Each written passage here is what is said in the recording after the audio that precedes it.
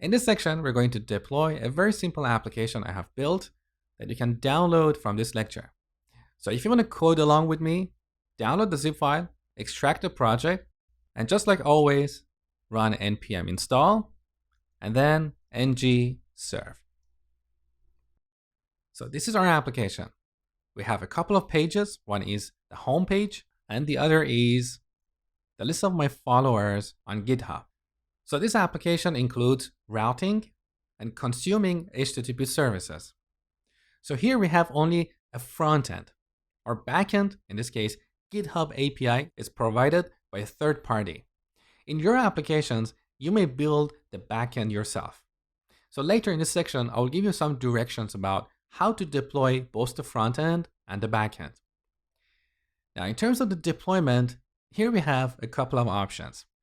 The simplest option is to copy this entire folder with all its files into a non-development machine. So I can copy this folder into, let's say, a production machine, and there I can run ng serve. That's the simplest option, but there are a couple of problems with this approach. The first problem is that here we have quite a large number of files. So if you look at this node modules folder, here we have more than 23,000 files, and the total size of this folder is more than 230 megabytes. Sure, we can exclude this folder and do an npm install on the target machine, but there is still another problem with this approach. The problem is that here we have large bundles. So here in the terminal, look at the size of the vendor bundle. Our vendor bundle is 2.5 megabytes, and this is a very simple application. We're not using a lot of third-party libraries. In fact, we're only using Angular. Also, our main bundle is 20 kilobytes, and our styles bundle is 159 kilobytes. We can do much better. So let me show you a few optimization techniques we can apply here. These techniques have been around for more than a decade, and they're not specific to Angular. Chances are you're familiar with most of these techniques. The first technique is minification, and this involves removing all the comments and white spaces. So look at this piece of code here. We have 3 lines of comment, a class with 1 method. If we run this code through a minifier, we're going to get something like this. So our comment is gone and all the white spaces are removed. So this is minification. We have another technique called uglification, and this involves renaming long descriptive variable and function names into short cryptic names. So back to our example, we can rename our home component and the onClick method to something like this. So this is uglification.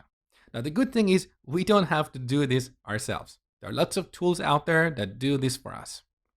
The third optimization technique is bundling, and you have already seen that throughout the course. So when we serve our application using Angular CLI, it automatically creates a few bundles for us. Each bundle is basically a combination of multiple JavaScript files.